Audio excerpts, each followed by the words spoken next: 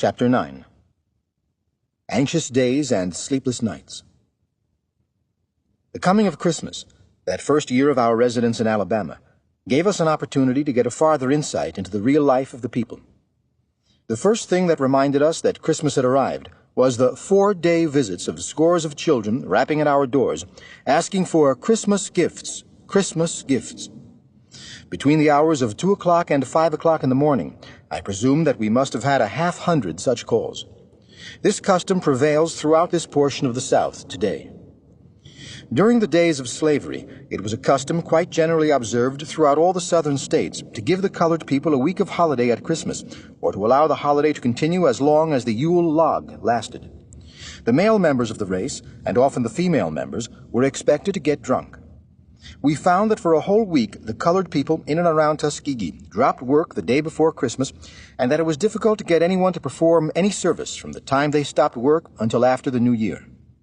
Persons who at other times did not use strong drink thought it quite the proper thing to indulge in it rather freely during the Christmas week. There was a widespread hilarity and a free use of guns, pistols, and gunpowder generally. The sacredness of the season seemed to have been almost wholly lost sight of. During this first Christmas vacation, I went some distance from the town to visit the people on one of the large plantations. In their poverty and ignorance, it was pathetic to see their attempts to get joy out of the season that in most parts of the country is so sacred and so dear to the heart. In one cabin, I noticed that all that the 5 children had to remind them of the coming of Christ was a single bunch of firecrackers which they had divided among them. In another cabin, where there were at least 6 persons, they had only 10 cents worth of ginger cakes, which had been bought in the store the day before. In another family, they had only a few pieces of sugar cane. In still another cabin, I found nothing but a new jug of cheap, mean whiskey, which the husband and wife were making free use of, notwithstanding the fact that the husband was one of the local ministers. In a few instances, I found that the people had gotten hold of some bright-colored cards that had been designed for advertising purposes and were making the most of those. In other homes, some member of the family had bought a new pistol. In the majority of cases, there was nothing to be seen in the cabin to remind one of the coming of the Savior, except that the people had ceased work in the fields and were lounging about their homes. At night, during Christmas week, they usually had what they called a frolic in some cabin on the plantation. This meant a kind of rough dance where there was likely to be a good deal of whiskey used and where there might be some shooting or cutting with razors. While I was making this Christmas visit, I met an old colored man who was one of the numerous local preachers who tried to convince me, from the experience Adam had in the Garden of Eden, that God had cursed all labor and that therefore it was a sin for any man to work. For that reason, this man sought to do as little work as possible. He seemed at that time to be supremely happy because he was living, as he expressed it, through 1 week that was free from sin. In the school, we made a special effort to teach our students the meaning of Christmas and to give them lessons in its proper observance. In this we have been successful to a degree that makes me feel safe in saying that the season now has a new meaning, not only through all that immediate region, but in a measure wherever our graduates have gone. At the present time, one of the most satisfactory features of the Christmas and Thanksgiving seasons at Tuskegee is the unselfish and beautiful way in which our graduates and students spend their time in administering to the comfort and happiness of others, especially the unfortunate. Not long ago, some of our young men spent a holiday in rebuilding a cabin for a helpless colored woman who was about 75 years old. At another time, I remember that I made it known in chapel one night that a very poor student was suffering from cold because he needed a coat. The next morning, 2 coats were sent to my office for him. I have referred to the disposition on the part of the white people in the town of Tuskegee and vicinity to help the school. From the first, I resolved to make the school a real part of the community in which it was located. I was determined that no one should have the feeling that it was a foreign institution, dropped down in the midst of the people, for which they had no responsibility and in which they had no interest.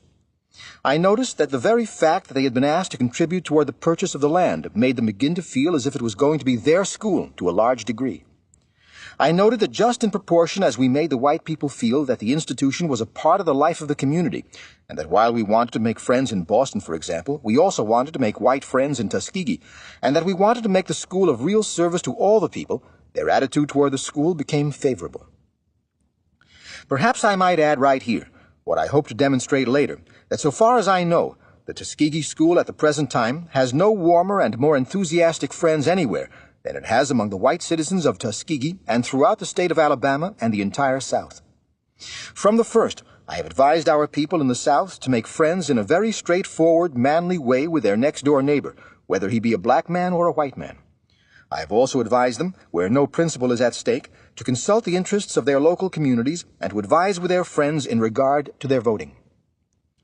For several months, the work of securing the money with which to pay for the farm went on without ceasing. At the end of 3 months, enough was secured to repay the loan of $250 to General Marshall, and within 2 months more, we had secured the entire $500 and had received a deed of the 100 acres of land. This gave us a great deal of satisfaction. It was not only a source of satisfaction to secure a permanent location for the school, but it was equally satisfactory to know that the greater part of the money with which it was paid for had been gotten from the white and colored people in the town of Tuskegee. The most of this money was obtained by holding festivals and concerts and from small individual donations. Our next effort was in the direction of increasing the cultivation of the land so as to secure some return from it and at the same time give the students training in agriculture. All the industries at Tuskegee have been started in natural and logical order, growing out of the needs of a community settlement. We began with farming because we wanted something to eat. Many of the students also were able to remain in school but a few weeks at a time because they had so little money with which to pay their board. Thus, another object which made it desirable to get an industrial system started was in order to make it available as a means of helping the students to earn money enough so that they might be able to remain in school during the 9-month session of the school year. The first animal that the school came into possession of was an old blind horse given us by one of the white citizens of Tuskegee. Perhaps I may add here that at the present time the school owns over 200 horses, colts, mules, cows, calves, and oxen, and about 700 hogs and pigs, as well as a large number of sheep and goats. The school was constantly growing in numbers, so much so that after we had got the farm paid for, the cultivation of the land begun, and the old cabins which we had found on the place somewhat repaired, we turned our attention toward providing a large, substantial building. After having given a good deal of thought to the subject, we finally had the plans drawn for a building that was estimated to cost about $6,000. This seemed to us a tremendous sum, but we knew that the school must go backward or forward, and that our work would mean little unless we could get hold of the students in their home life. One incident which occurred about this time gave me a great deal of satisfaction as well as surprise. When it became known in the town that we were discussing the plans for a new large building, a southern white man who was operating a sawmill not far from Tuskegee came to me and said that he would gladly put all the lumber necessary to erect the building on the grounds with no other guarantee for payment than my word that it would be paid for when we secured some money. I told the man frankly that at the time we did not have in our hands $1 of the money needed. Notwithstanding this, he insisted on being allowed to put the lumber on the grounds. After we had secured some portion of the money, we permitted him to do this. Miss Davidson again began the work of securing in various ways small contributions for the new building from the white and colored people in and near Tuskegee. I think I never saw a community of people so happy over anything as were the colored people over the prospect of this new building. One day, when we were holding a meeting to secure funds for its erection, an old antebellum colored man came a distance of 12 miles and brought in his ox cart a large hog. When the meeting was in progress, he rose in the midst of the company and said that he had no money which he could give, but that he had raised 2 fine hogs, and that he had brought one of them as a contribution toward the expenses of the building. He closed his announcement by saying, "Any nigger that's got any love for his race, or any respect for himself, will bring a hog to the next meeting." Quite a number of men in the community also volunteered to give several days' work, each, toward the erection of the building. After we had secured all the help that we could in Tuskegee, Miss Davidson decided to go north for the purpose of securing additional funds. For weeks, she visited individuals and spoke in churches and before Sunday schools and other organizations. She found this work quite trying and often embarrassing. The school was not known, but she was not long in winning her way into the confidence of the best people in the North. The first gift from any Northern person was received from a New York lady whom Miss Davidson met on the boat that was bringing her north. They fell into a conversation, and the Northern lady became so much interested in the effort being made at Tuskegee that before they parted, Miss Davidson was handed a check for $50. For some time before our marriage, and also after it, Miss Davidson kept up the work of securing money in the North and in the South by interesting people by personal visits and through correspondence. At the same time, she kept in close touch with the work at Tuskegee as lady principal and classroom teacher. In addition to this, she worked among the older people in and near Tuskegee and taught a Sunday school class in the town. She was never very strong, but never seemed happy unless she was giving all of her strength to the cause which she loved. Often at night, after spending the day and going from door to door trying to interest persons in the work at Tuskegee, she would be so exhausted that she could not undress herself. A lady upon whom she called in Boston afterward told me that at one time when Miss Davidson called to see her and sent up her card, the lady was detained a little before she could see Miss Davidson, and when she entered the parlor, she found Miss Davidson so exhausted that she had fallen asleep. While putting up our first building, which was named Porter Hall, after Mr. A.H. Porter of Brooklyn, New York, who gave a tremendous sum toward its erection, the need for money became acute. I had given one of our creditors a promise that upon a certain day he should be paid $400. On the morning of that day, we did not have $1. The mail arrived at the school at 10 o'clock, and in this mail there was a check sent by Miss Davidson for exactly $400. I could relate many instances of almost the same character. This $400 was given by two ladies in Boston. 2 years later, when the work at Tuskegee had grown considerably, and when we were in the midst of a season when we were so much in need of money that the future looked doubtful and gloomy, the same two Boston ladies sent us $6,000. Words cannot describe our surprise or the encouragement that the gift brought to us. Perhaps I might add here that for 14 years these same friends have sent us $6,000 each year. As soon as the plans were drawn for the new building, the students began digging out the earth where the foundations were to be laid, working after the regular classes were over. They had not fully outgrown the idea that it was hardly the proper thing for them to use their hands, since they had come there, as one of them expressed it, to be educated and not to work. Gradually, though, I noted with satisfaction that a sentiment in favor of work was gaining ground. After a few weeks of hard work, the foundations were ready, and a day was appointed for the laying of the cornerstone. When it is considered that the laying of this cornerstone took place in the heart of the South, in the Black Belt, in the center of that part of our country that was most devoted to slavery, that at that time slavery had been abolished only about 16 years, that only 16 years before that no Negro could be taught from books without the teacher receiving the condemnation of the law or of public sentiment, when all this is considered, the scene that was witnessed on that spring day at Tuskegee was a remarkable one. I believe there are few places in the world where it could have taken place. The principal address was delivered by the Honorable Waddy Thompson, the Superintendent of Education for the county.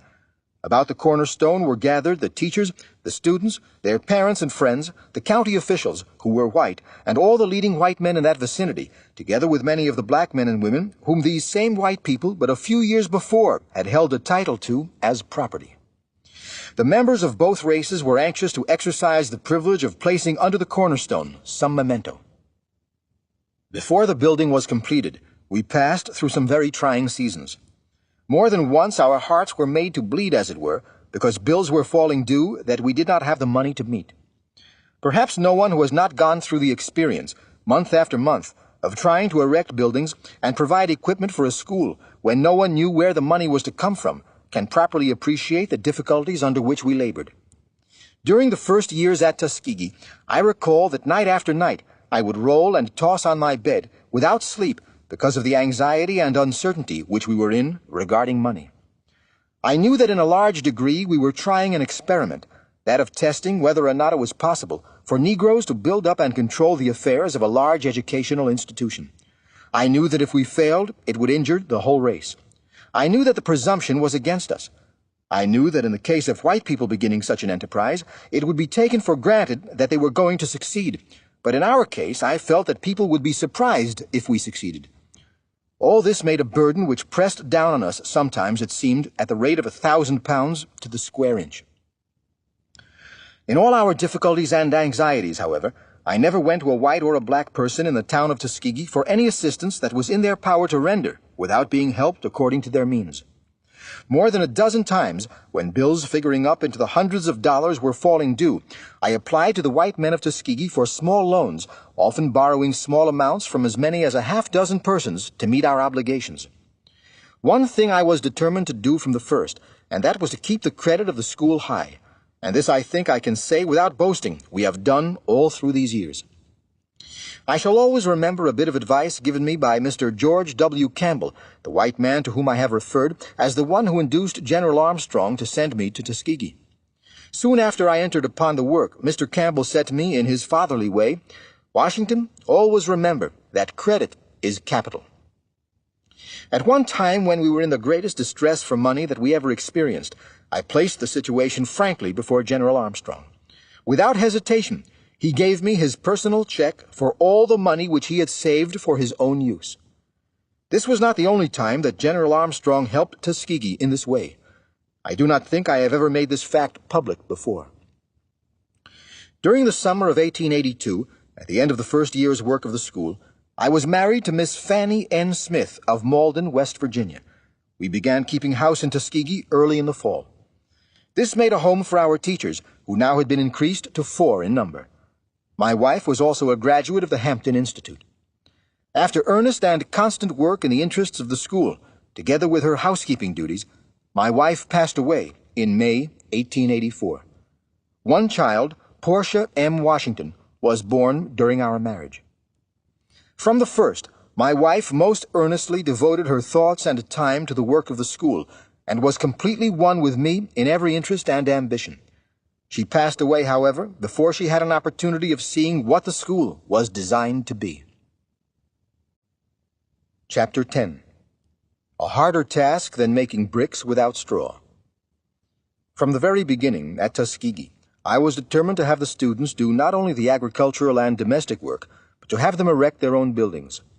My plan was to have them, while performing this service, taught the latest and best methods of labor, so that the school would not only get the benefit of their efforts, but the students themselves would be taught to see not only utility in labor, but beauty and dignity, would be taught in fact how to lift labor up from mere drudgery and toil, and would learn to love work for its own sake. My plan was not to teach them to work in the old way, but to show them how to make the forces of nature, air, water, steam, electricity, horsepower, assist them in their labor. At first, many advised against the experiment of having the buildings erected by the labor of the students, but I was determined to stick to it. I told those who doubted the wisdom of the plan that I knew that our first buildings would not be so comfortable or so complete in their finish as buildings erected by the experienced hands of outside workmen, but that in the teaching of civilization, self-help, and self-reliance, the erection of the buildings by the students themselves would more than compensate for any lack of comfort or fine finish. I further told those who doubted the wisdom of this plan that the majority of our students came to us in poverty, from the cabins of the cotton, sugar, and rice plantations of the South, and that while I knew it would please the students very much to place them at once in finely constructed buildings, I felt that it would be following out a more natural process of development to teach them how to construct their own buildings. Mistakes I knew would be made, but these mistakes would teach us valuable lessons for the future. During the now 19 years' existence of the Tuskegee School, the plan of having the buildings erected by student labor has been adhered to. In this time, 40 buildings, counting small and large, have been built, and all except 4 are almost wholly the product of student labor. As an additional result, hundreds of men are now scattered throughout the South who received their knowledge of mechanics while being taught how to erect these buildings. Skill and knowledge are now handed down from one set of students to another in this way, until at the present time a building of any description or size can be constructed wholly by our instructors and students, from the drawings of the plans to the putting in of the electric fixtures, without going off the grounds for a single workman. Not a few times, when a new student has been led into the temptation of marring the looks of some building by lead pencil marks or by the cuts of a jackknife, I have heard an old student remind him, "Don't do that. That's our building. I helped put it up." In the early days of the school, I think my most trying experience was in the matter of brickmaking. As soon as we got the farm work reasonably well started, we directed our next efforts toward the industry of making bricks. We needed these for use in connection with the erection of our own buildings. But there was also another reason for establishing this industry. There was no brickyard in the town, and in addition to our own needs, there was a demand for bricks in the general market. I had always sympathized with the children of Israel in their task of making bricks without straw, but ours was the task of making bricks with no money and no experience. In the first place, the work was hard and dirty, and it was difficult to get the students to help. When it came to brickmaking, their distaste for manual labor in connection with book education became especially manifest. It was not a pleasant task for one to stand in the mud pit for hours, with the mud up to his knees. More than one man became disgusted and left the school. We tried several locations before we opened up a pit that furnished brick clay. I had always supposed that brickmaking was very simple, but I soon found out by bitter experience that it required special skill and knowledge, particularly in the burning of the bricks. After a good deal of effort, we molded about 25,000 bricks and put them into a kiln to be burned. This kiln turned out to be a failure because it was not properly constructed or properly burned. We began at once, however, on a second kiln. This, for some reason, also proved a failure.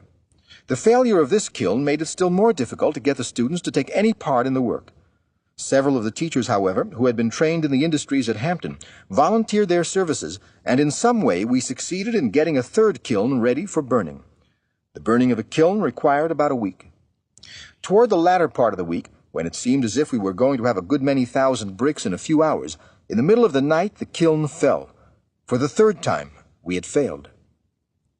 The failure of this last kiln left me without a single dollar with which to make another experiment. Most of the teachers advised the abandoning of the effort to make bricks. In the midst of my troubles, I thought of a watch which had come into my possession years before. I took this watch to the city of Montgomery, which was not far distant, and placed it in a pawn shop. I secured cash upon it to the amount of $15 with which to renew the brickmaking experiment. I returned to Tuskegee, and with the help of the $15, rallied our rather demoralized and discouraged forces and began a fourth attempt to make bricks. This time I am glad to say we were successful. Before I got hold of any money, the time limit on my watch had expired, and I have never seen it since. But I have never regretted the loss of it.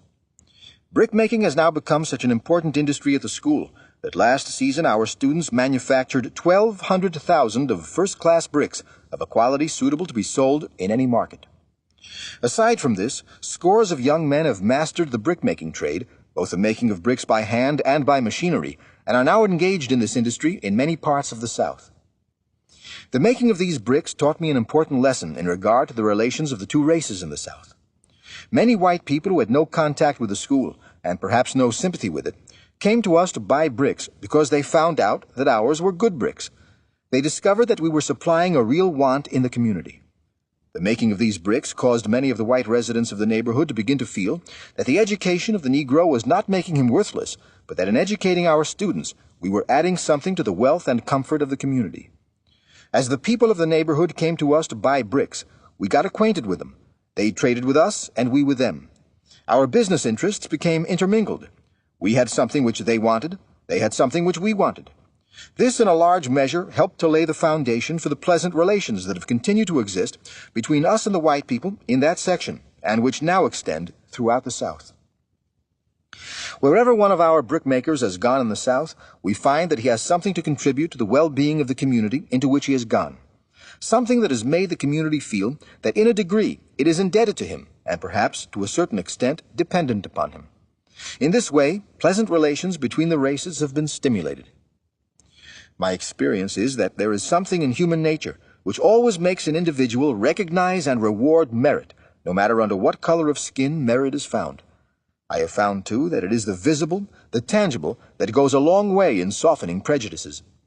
The actual sight of a first-class house that a Negro has built is 10 times more potent than pages of discussion about a house that he ought to build, or perhaps could build. The same principle of industrial education has been carried out in the building of our own wagons, carts, and buggies from the first. We now own and use on our farm and about the school dozens of these vehicles, and every one of them has been built by the hands of the students. Aside from this, we help supply the local market with these vehicles. The supplying of them to the people in the community has had the same effect as the supplying of bricks, and the man who learns at Tuskegee to build and repair wagons and carts is regarded as a benefactor by both races in the community where he goes. The people with whom he lives and works are going to think twice before they part with such a man. The individual who can do something that the world wants done will in the end make his way regardless of his race. One man may go into a community prepared to supply the people there with an analysis of Greek sentences. The community may not at that time be prepared for or feel the need of Greek analysis, but it may feel its need of bricks and houses and wagons. If the man can supply the need for those, then it will lead eventually to a demand for the first product, and with the demand will come the ability to appreciate it and to profit by it. About the time that we succeeded in burning our first kiln of bricks, we began facing, in an emphasized form, the objection of the students to being taught to work. By this time, it had gotten to be pretty well advertised throughout the state that every student who came to Tuskegee, no matter what his financial ability might be, must learn some industry. Quite a number of letters came from parents protesting against their children engaging in labor while they were in school. Other parents came to the school to protest in person. Most of the students brought a written or a verbal request from their parents to the effect that they wanted their children taught nothing but books. The more books, the larger they were, and the longer the titles printed upon them, the better pleased the students and their parents seemed to be. I gave little heed to these protests, except that I lost no opportunity to go into as many parts of the state as I could for the purpose of speaking to the parents and showing them the value of industrial education.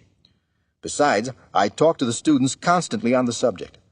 Notwithstanding the unpopularity of industrial work, the school continued to increase in numbers to such an extent that by the middle of the second year there was an attendance of about 150, representing almost all parts of the state of Alabama, and including a few from other states.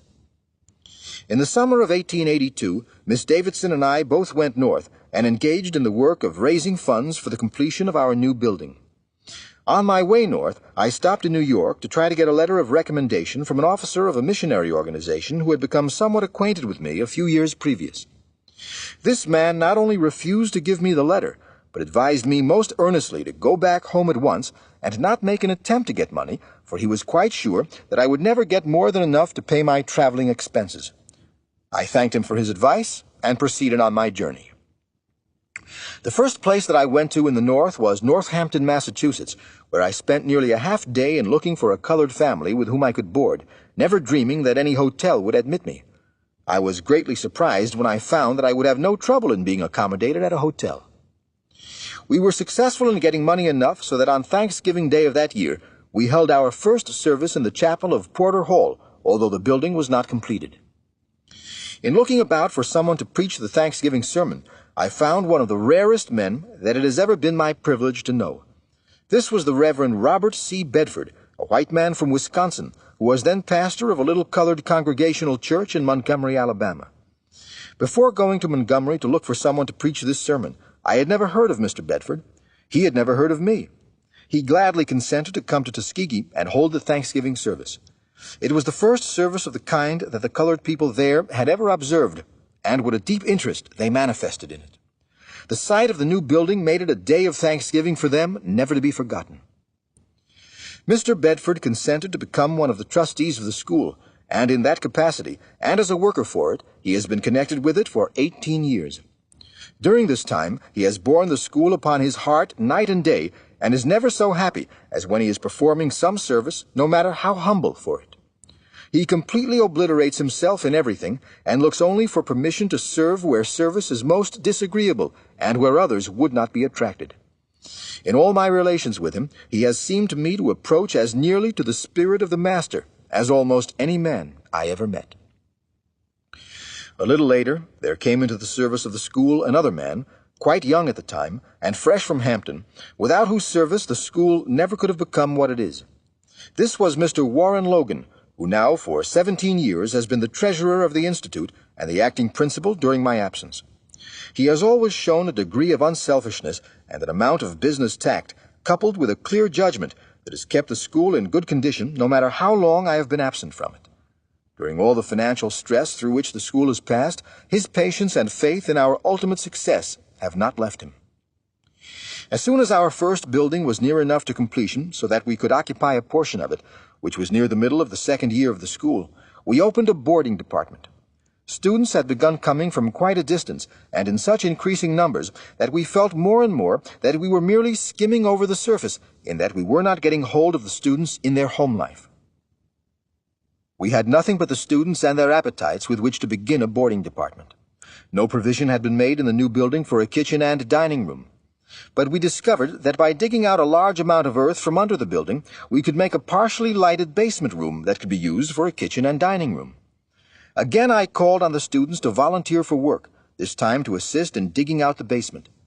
This they did, and in a few weeks we had a place to cook and eat in, although it was very rough and uncomfortable. Anyone seeing the place now would never believe that it was once used for a dining room. The most serious problem, though, was to get the boarding department started off in running order, with nothing to do with in the way of furniture, and with no money with which to buy anything. The merchants in the town would let us have what food we wanted on credit. In fact, in those early years, I was constantly embarrassed because people seemed to have more faith in me than I had in myself. It was pretty hard to cook, however, without stoves, and awkward to eat without dishes. At first, the cooking was done out of doors, in the old-fashioned primitive style, in pots and skillets placed over a fire. Some of the carpenter's benches that had been used in the construction of the building were utilized for tables. As for dishes, there were too few to make it worthwhile to spend time in describing them. No one connected with the boarding department seemed to have any idea that meals must be served at certain fixed and regular hours, and this was a source of great worry. Everything was so out of joint and so inconvenient that I feel safe in saying that for the first 2 weeks something was wrong at every meal. Either the meat was not done or had been burnt, or the salt had been left out of the bread, or the tea had been forgotten. Early one morning I was standing near the dining room door, listening to the complaints of the students. The complaints that morning were especially emphatic and numerous, because the whole breakfast had been a failure. One of the girls who had failed to get any breakfast came out and went to the well to draw some water to drink, to take the place of the breakfast which she had not been able to get. When she reached the well, she found that the rope was broken and that she could get no water.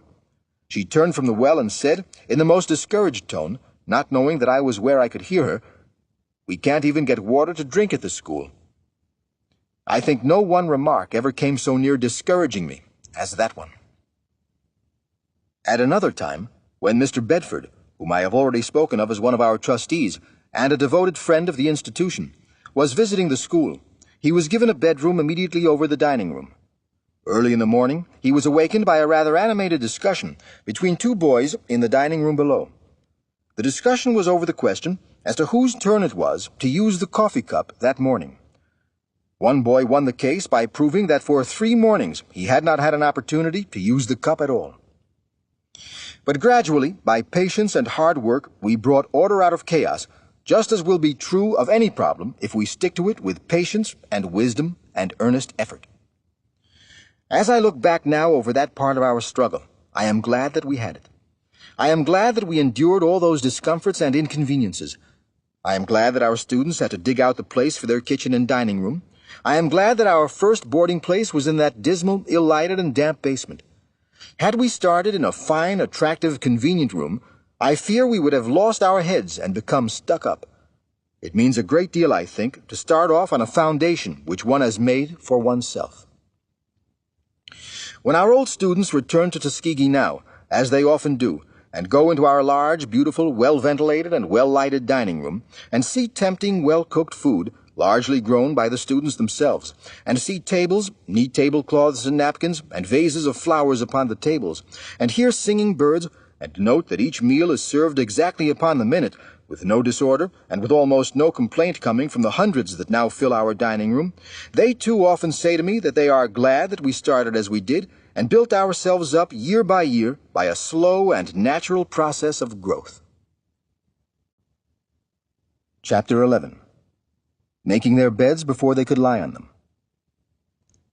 A little later in the history of the school, we had a visit from General J.F.B. Marshall, the treasurer of the Hampton Institute, who had had faith enough to lend us the first $250 with which to make a payment down on the farm. He remained with us a week and made a careful inspection of everything. He seemed well pleased with our progress and wrote back interesting and encouraging reports to Hampton. A little later, Miss Mary F. Mackey, the teacher who had given me the sweeping examination when I entered Hampton, came to see us, and still later General Armstrong himself came. At the time of the visits of these Hampton friends, the number of teachers at Tuskegee had increased considerably, and the most of the new teachers were graduates of the Hampton Institute. We gave our Hampton friends, especially General Armstrong, a cordial welcome. They were all surprised and pleased at the rapid progress that the school had made within so short a time. The colored people from miles around came to the school to get a look at General Armstrong, about whom they had heard so much. The general was not only welcomed by the members of my own race, but by the southern white people as well. This first visit which General Armstrong made to Tuskegee gave me an opportunity to get an insight into his character, such as I had not before had. I refer to his interest in the southern white people. Before this, I had had the thought that General Armstrong, having fought the southern white man, rather cherished a feeling of bitterness toward the white South and was interested in helping only the colored man there. But this visit convinced me that I did not know the greatness and the generosity of the man. I soon learned, by his visits to the southern white people and from his conversations with them, that he was as anxious about the prosperity and the happiness of the white race as the black. He cherished no bitterness against the South and was happy when an opportunity offered for manifesting his sympathy. In all my acquaintance with General Armstrong, I never heard him speak, in public or in private, a single bitter word against the white man in the South. From his example in this respect, I learned the lesson that great men cultivate love, and that only little men cherish a spirit of hatred. I learned that assistance given to the weak makes the one who gives it strong, and that oppression of the unfortunate makes one weak. It is now long ago that I learned this lesson from General Armstrong, and resolved that I would permit no man, no matter what his color might be, to narrow and degrade my soul by making me hate him. With God's help, I believe that I have completely rid myself of any ill feeling toward the southern white man for any wrong that he may have inflicted upon my race. I am made to feel just as happy now when I am rendering service to southern white men as when the service is rendered to a member of my own race. I pity from the bottom of my heart any individual who is so unfortunate as to get into the habit of holding race prejudice. The more I consider the subject, the more strongly I am convinced that the most harmful effect of the practice to which the people in certain sections of the South have felt themselves compelled to resort in order to get rid of the force of the Negro's ballot is not wholly in the wrong done to the Negro, but in the permanent injury to the morals of the white man. The wrong to the Negro is temporary, but to the morals of the white man the injury is permanent. I have noted time and again that when an individual perjures himself in order to break the force of the black man's ballot, he soon learns to practice dishonesty in other relations of life, not only where the Negro is concerned, but equally so where a white man is concerned. The white man who begins by cheating a Negro usually ends by cheating a white man. The white man who begins to break the law by lynching a Negro soon yields to the temptation to lynch a white man. All this, it seems to me, makes it important that the whole nation lend a hand in trying to lift the burden of ignorance from the South. Another thing that is becoming more apparent each year in the development of education in the South is the influence of General Armstrong's idea of education. And this not upon the blacks alone, but upon the whites also. At the present time, there is almost no Southern state that is not putting forth efforts in the direction of securing industrial education for its white boys and girls, and in most cases it is easy to trace the history of these efforts back to General Armstrong. Soon after the opening of our humble boarding department, students began coming to us in still larger numbers. For weeks we not only had to contend with the difficulty of providing board with no money, but also with that of providing sleeping accommodations. For this purpose, we rented a number of cabins near the school. These cabins were in a dilapidated condition, and during the winter months, the students who occupied them necessarily suffered from the cold. We charged the students $8 a month, all they were able to pay, for their board. This included, besides board, room, fuel, and washing. We also gave the students credit on their board bills for all the work which they did for the school which was of any value to the institution. The cost of tuition, which was $50 a year for each student, we had to secure then as now, wherever we could. This small charge in cash gave us no capital with which to start a boarding department. The weather during the second winter of our work was very cold. We were not able to provide enough bedclothes to keep the students warm. In fact, for some time, we were not able to provide, except in a few cases, bedsteads and mattresses of any kind. During the coldest nights, I was so troubled about the discomfort of the students that I could not sleep myself. I recall that on several occasions I went in the middle of the night to the shanties occupied by the young men for the purpose of comforting them. Often I found some of them sitting huddled around a fire with the one blanket which we had been able to provide wrapped around them, trying in this way to keep warm. During the whole night, some of them did not attempt to lie down. One morning, when the night previous had been unusually cold, I asked those of the students in the chapel who thought that they had been frostbitten during the night to raise their hands. 3 hands went up. Notwithstanding these experiences, there was almost no complaining on the part of the students. They knew that we were doing the best that we could for them. They were happy in the privilege of being permitted to enjoy any kind of opportunity that would enable them to improve their condition. They were constantly asking what they might do to lighten the burdens of the teachers. I have heard it stated more than once, both in the North and in the South, that colored people would not obey and respect each other when one member of the race is placed in a position of authority over others. In regard to this general belief and these statements, I can say that during the 19 years of my experience at Tuskegee, I never, either by word or act, have been treated with disrespect by any student or officer connected with the institution. On the other hand, I am constantly embarrassed by the many acts of thoughtful kindness. The students do not seem to want to see me carry a large book or a satchel or any kind of a burden through the grounds. In such cases, more than one always offers to relieve me. I almost never go out of my office when the rain is falling that some student does not come to my side with an umbrella and ask to be allowed to hold it over me. While writing upon this subject, it is a pleasure for me to add that in all my contact with the white people of the South, I have never received a single personal insult. The white people in and near Tuskegee, to an especial degree, seem to count it a privilege to show me all the respect within their power, and often go out of their way to do this. Not very long ago, I was making a journey between Dallas, Texas, and Houston. In some way, it became known in advance that I was on the train. At nearly every station at which the train stopped, numbers of white people, including in most cases the officials of the town, came aboard and introduced themselves and thanked me heartily for the work that I was trying to do for the South. On another occasion, when I was making a trip from Augusta, Georgia to Atlanta, being rather tired from much travel, I rode in a Pullman sleeper. When I went into the car, I found there 2 ladies from Boston whom I knew well. These good ladies were perfectly ignorant, it seems, of the customs of the South, and in the goodness of their hearts insisted that I take a seat with them in their section. After some hesitation, I consented. I had been there but a few minutes when one of them, without my knowledge, ordered supper to be served to the 3 of us. This embarrassed me still further. The car was full of Southern white men, most of whom had their eyes on our party. When I found that supper had been ordered, I tried to contrive some excuse that would permit me to leave the section, but the ladies insisted that I must eat with them. I finally settled back in my seat with a sigh and said to myself, I'm in for it now, sure. To add further to the embarrassment of the situation, soon after the supper was placed on the table, one of the ladies remembered that she had in her satchel a special kind of tea which she wished served, and as she said she felt quite sure the porter did not know how to brew it properly, she insisted upon getting up and preparing and serving it herself. At last the meal was over, and it seemed the longest one that I had ever eaten. When we were through, I decided to get myself out of the embarrassing situation and go into the smoking room, where most of the men were by that time, to see how the land lay. In the meantime, however, it had become known in some way throughout the car who I was.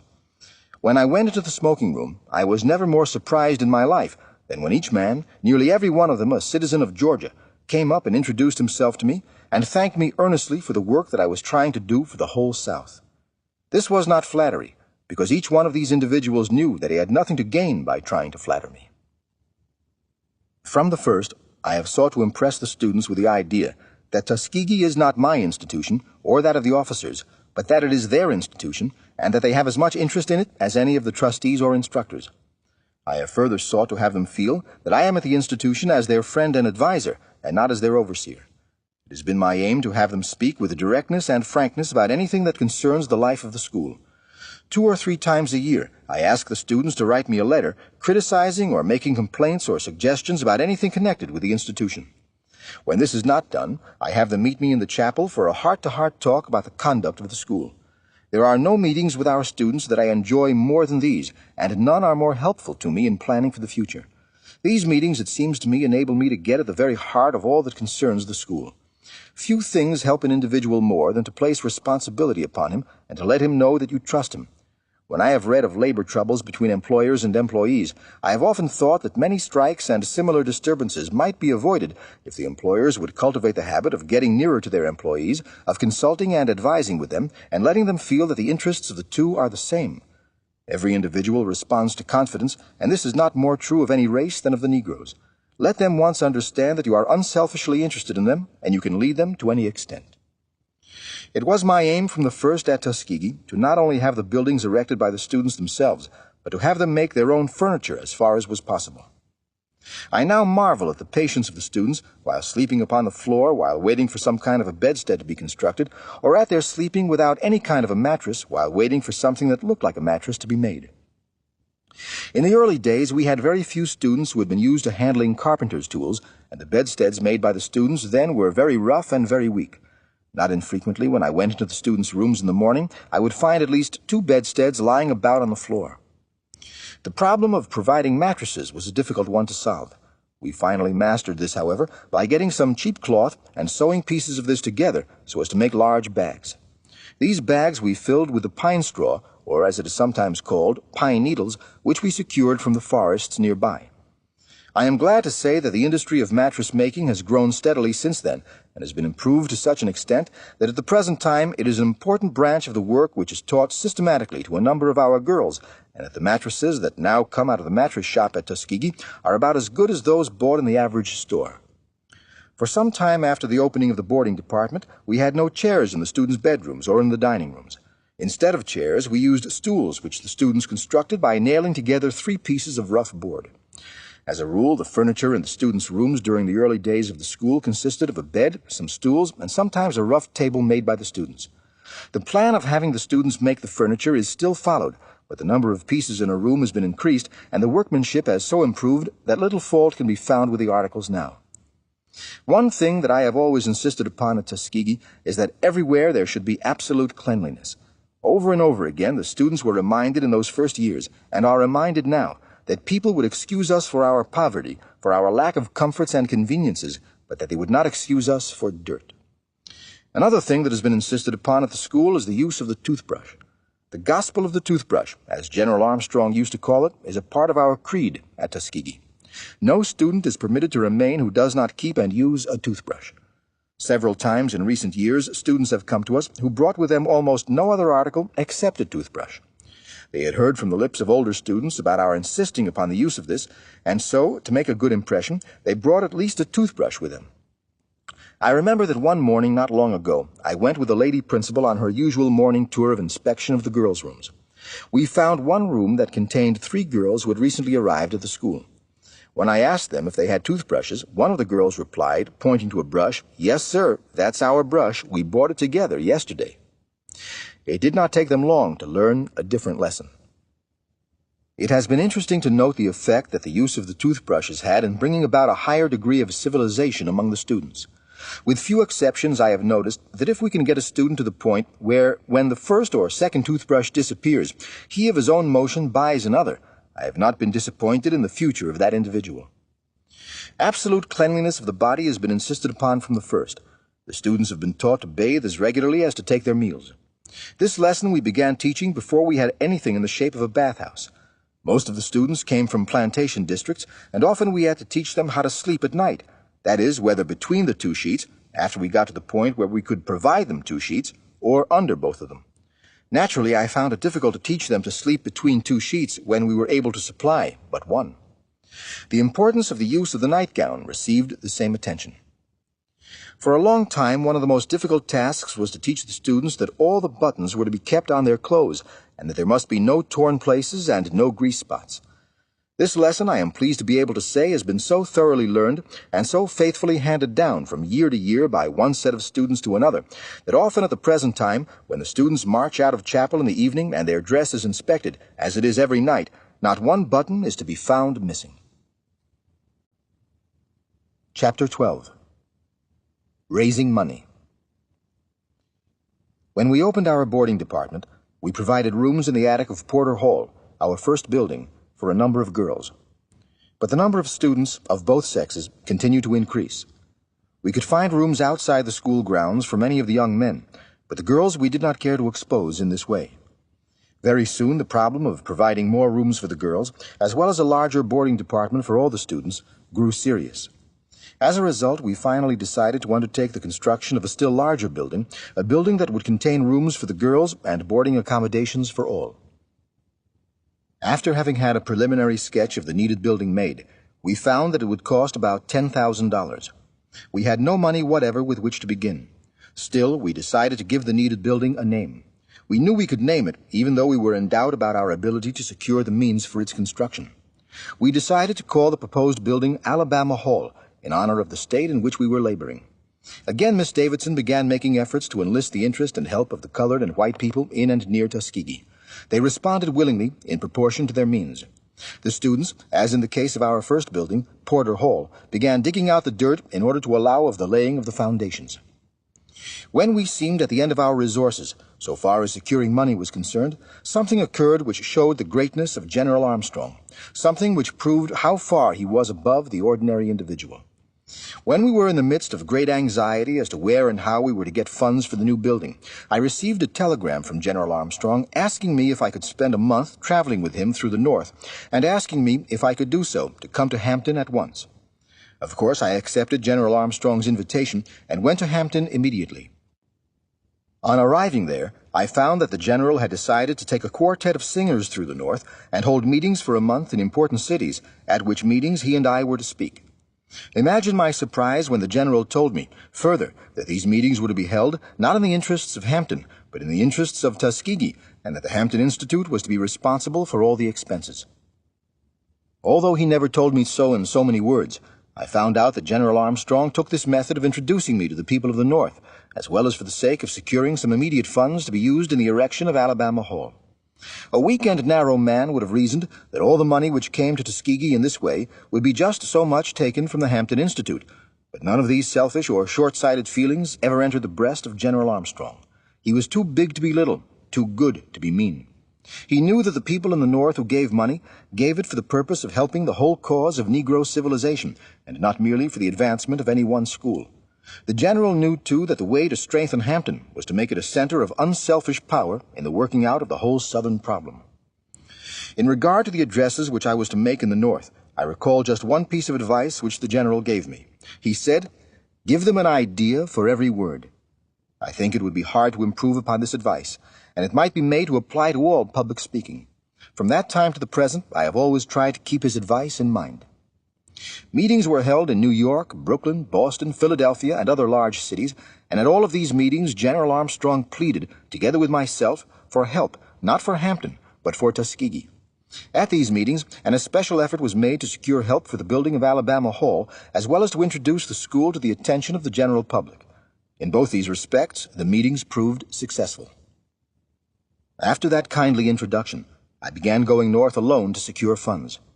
During the last 15 years, I have been compelled to spend a large proportion of my time away from the school in an effort to secure money to provide for the growing needs of the institution.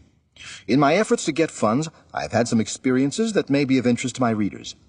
Time and time again, I have been asked by people who are trying to secure money for philanthropic purposes what rule or rules I followed to secure the interest and help of people who are able to contribute money to worthy objects.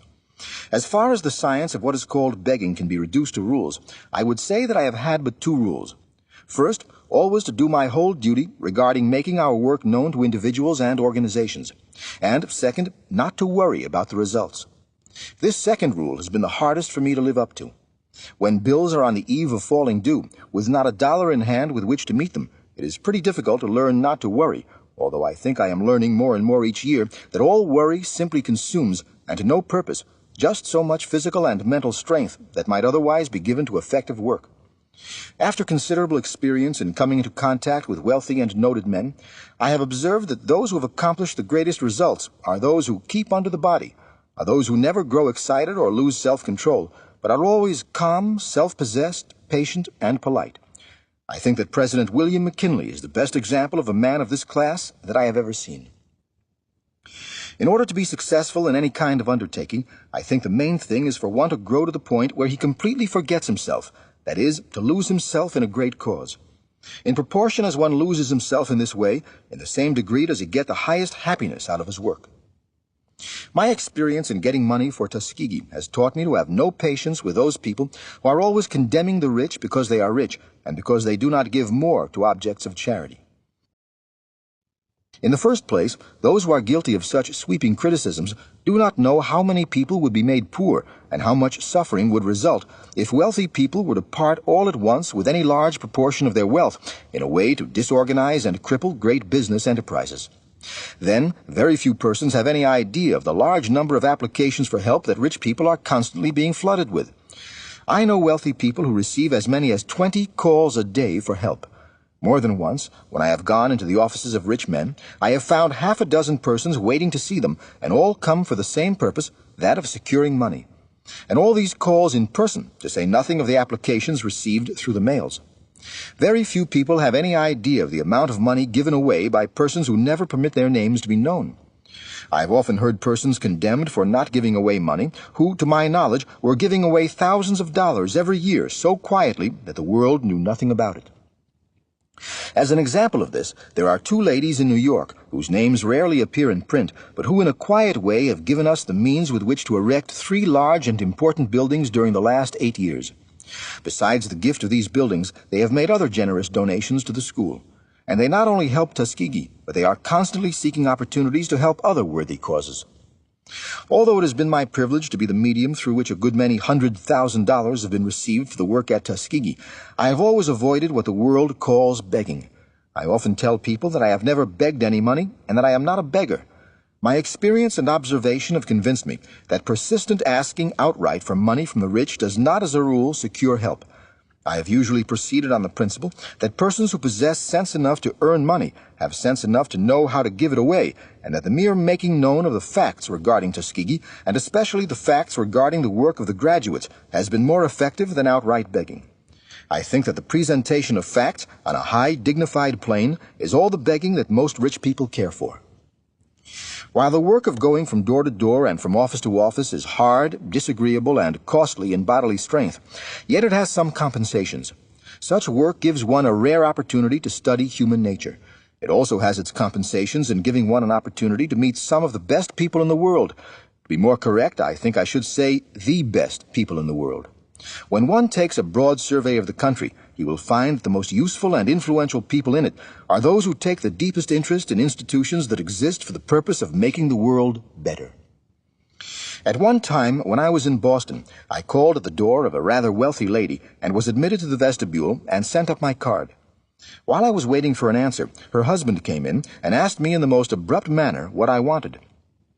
When I tried to explain the object of my call, he became still more ungentlemanly in his words and manner, and finally grew so excited that I left the house without waiting for a reply from the lady.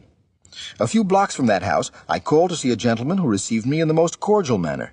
He wrote me his check for a generous sum, and then, before I had had an opportunity to thank him, said, "I am so grateful to you, Mr. Washington, for giving me the opportunity to help a good cause. It is a privilege to have a share in it. We in Boston are constantly indebted to you for doing our work." My experience in securing money convinces me that the first type of man is growing more rare all the time, and that the latter type is increasing. That is, that more and more rich people are coming to regard men and women who apply to them for help for worthy objects, not as beggars, but as agents for doing their work. In the city of Boston, I have rarely called upon an individual for funds that I have not been thanked for calling, usually before I could get an opportunity to thank the donor for the money. In that city, the donors seem to feel, in a large degree, that an honor is being conferred upon them in their being permitted to give. Nowhere else have I met with, in so large a measure, this fine and Christ-like spirit as in the city of Boston, although there are many notable instances of it outside that city. I repeat my belief that the world is growing in the direction of giving. I repeat that the main rule by which I have been guided in collecting money is to do my full duty in regard to giving people who have money an opportunity to help. In the early years of the Tuskegee School, I walked the streets or traveled country roads in the North for days and days without receiving a dollar.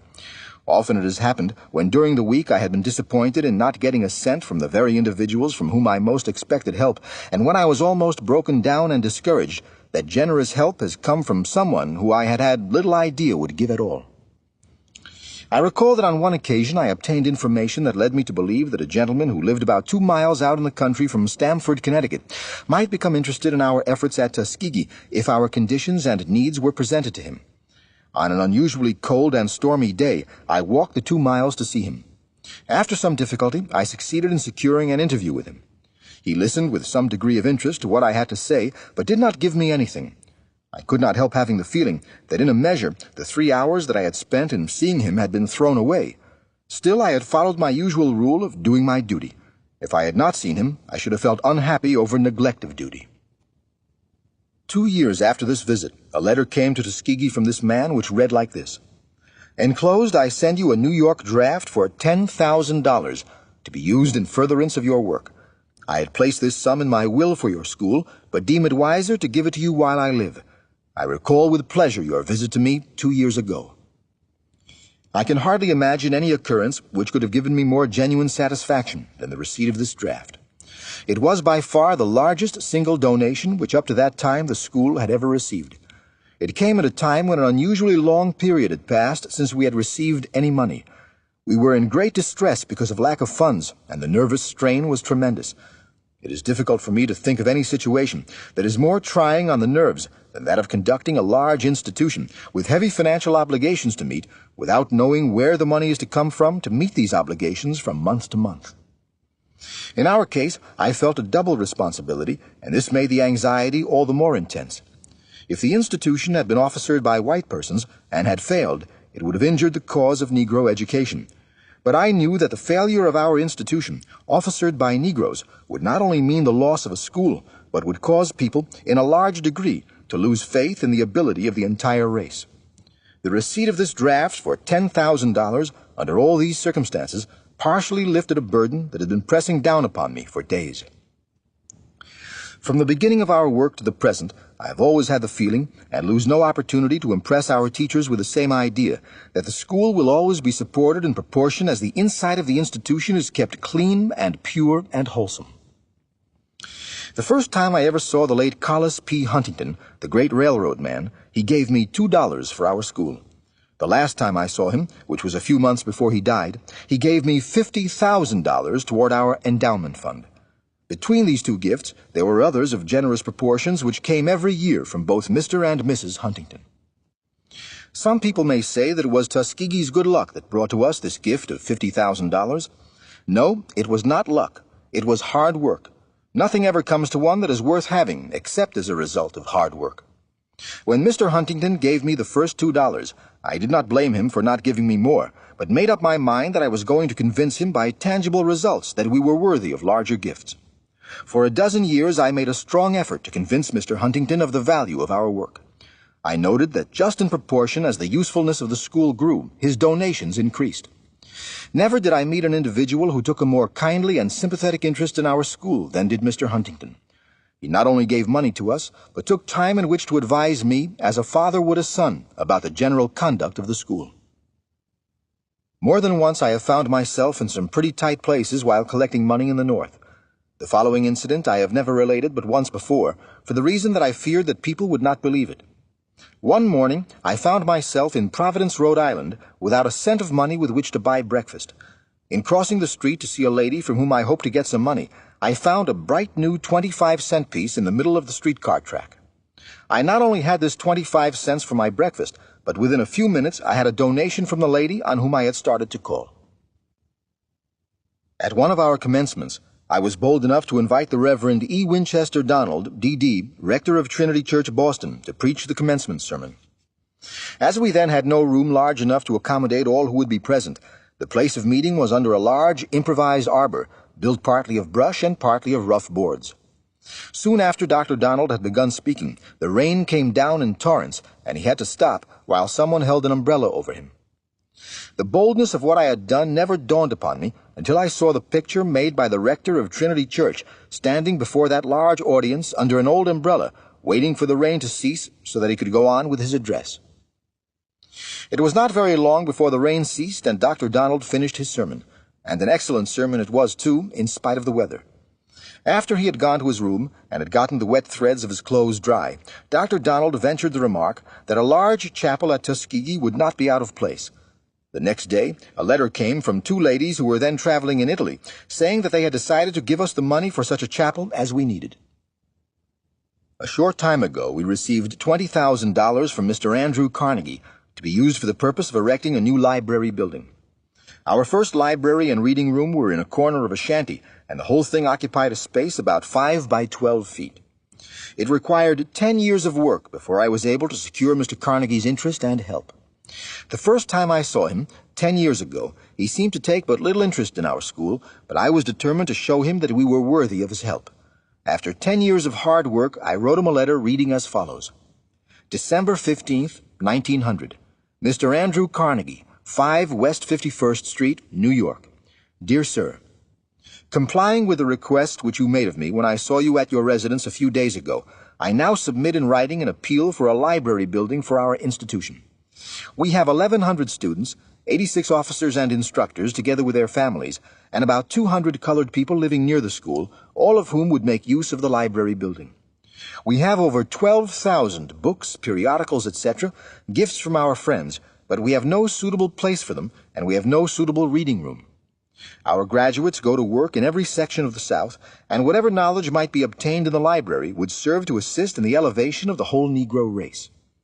Such a building as we need could be erected for about $20,000. All of the work for the building, such as brick making, brick masonry, carpentry, blacksmithing, etc., would be done by the students. The money which you would give would not only supply the building, but the erection of the building would give a large number of students an opportunity to learn the building trades, and the students would use the money paid to them to keep themselves in school. I do not believe that a similar amount of money often could be made go so far in uplifting a whole race. If you wish further information, I shall be glad to furnish it. Yours truly, Booker T. Washington, Principal. The next mail brought back the following reply. I will be very glad to pay the bills for the library building as they are incurred, to the extent of $20,000, and I am glad of this opportunity to show the interest I have in your noble work. I have found that strict business methods go a long way in securing the interest of rich people. It has been my constant aim at Tuskegee to carry out, in our financial and other operations, such business methods as would be approved of by any New York banking house. I have spoken of several large gifts to the school, but by far the greater proportion of the money that has built up the institution has come in the form of small donations from persons of moderate means. It is upon these small gifts, which carry with them the interest of hundreds of donors, that any philanthropic work must depend largely for its support. In my efforts to get money, I have often been surprised at the patience and deep interest of the ministers, who are besieged on every hand and at all hours of the day for help. If no other consideration had convinced me of the value of the Christian life, the Christ-like work which the Church of all denominations in America has done during the last 35 years for the elevation of the black man would have made me a Christian. In a large degree, it has been the pennies, the nickels, and the dimes which have come from the Sunday schools, the Christian Endeavor societies, and the missionary societies, as well as from the church proper, that have helped to elevate the Negro at so rapid a rate. This speaking of small gifts reminds me to say that very few Tuskegee graduates fail to send us an annual contribution. These contributions range from 25 cents up to $10. Soon after beginning our third year's work, we were surprised to receive money from 3 special sources, and up to the present time we have continued to receive help from them. First, the state legislature of Alabama increased its annual appropriation from $2,000 to $3,000. I might add that still later it increased this sum to $4,500 a year. The effort to secure this increase was led by the Honorable M.F. Foster, the member of the legislature from Tuskegee. Second, we received $1,000 from the John F. Slater Fund. Our work seemed to please the trustees of this fund, as they soon began increasing their annual grant. This has been added to from time to time, until at present we receive $11,000 annually from this fund. The other help to which I have referred came in the shape of an allowance from the Peabody Fund. This was at first $500, but it has since been increased to $1,500. The effort to secure help from the Slater and Peabody funds brought me into contact with 2 rare men who have had much to do in shaping the policy for the education of the Negro. I refer to the Honorable J.L.M. Curry of Washington, who is the general agent for these 2 funds, and Mr. Morris K. Jessup of New York. Dr. Curry is a native of the South, an ex-Confederate soldier, yet I do not believe there is any man in the country who is more deeply interested in the highest welfare of the Negro than Dr. Curry, or one who is more free from race prejudice. He enjoys the unique distinction of possessing to an equal degree the confidence of the black man and the Southern white man. I shall never forget the first time I met him. It was in Richmond, Virginia, where he was then living. I had heard much about him. When I first went into his presence, trembling because of my youth and inexperience, he took me by the hand so cordially and spoke such encouraging words and gave me such helpful advice regarding the proper course to pursue that I came to know him then, as I have known him ever since, as a high example of one who is constantly and unselfishly at work for the betterment of humanity. Mr. Morris K. Jessup, the treasurer of the Slater Fund, I refer to because I know of no man of wealth and large and complicated business responsibilities who gives not only money, but his time and thought to the subject of the proper method of elevating the Negro to the extent that is true of Mr. Jessup.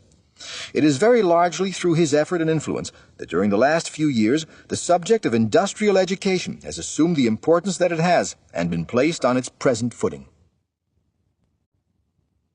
Chapter 13. 2,000 miles for a 5-minute speech. Please consider supporting us by clicking on the like and subscribe buttons. Your support will be greatly appreciated.